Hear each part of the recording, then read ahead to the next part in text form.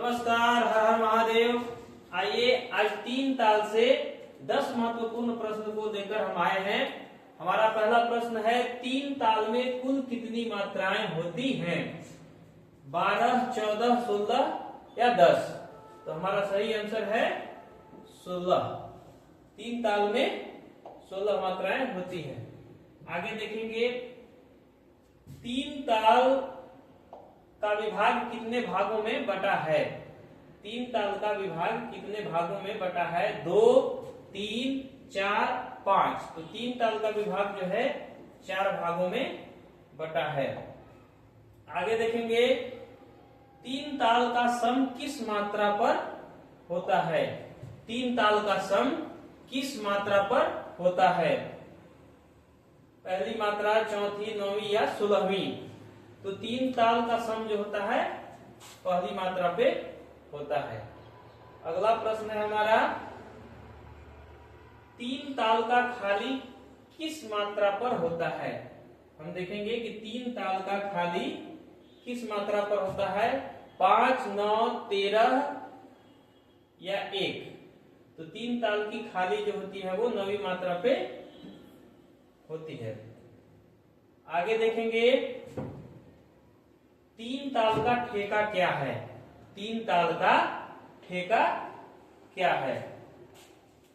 धा धिन धा, धा धिन धा धिन, धा धिन धिन धा, धा धिन धिन धा, धा धिन धिन धा, ता धिन धिन धा, या धा ता धिन?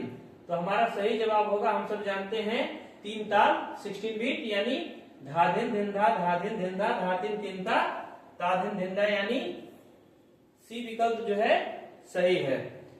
आगे देखेंगे, 3 ताल में कितने ताली होते हैं? 3 ताल में कितने ताली होते हैं? जैसा कि अभी कुछ देर पहले देखे थे, 3 ताल में कितने ताली? तो 9वीं मात्रा पर 1 ताली। ताली कितनी होती है? तो 3 खाली होती है 9वीं मात्रा पे, टोटल ताली जो होती है 3। तो हमारा सही आंसर होगा सी।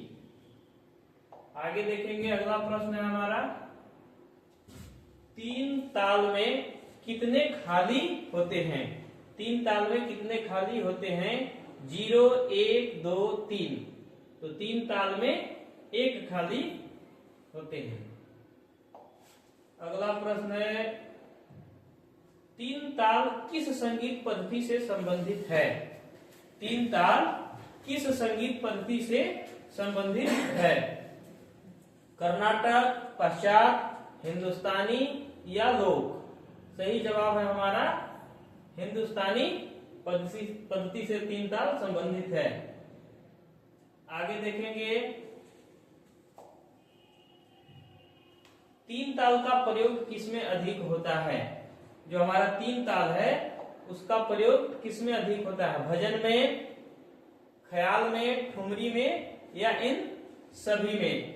तो 3 ताल अधिक प्रयोग होता है भजन में। ए ऑप्शन हमारा सही है।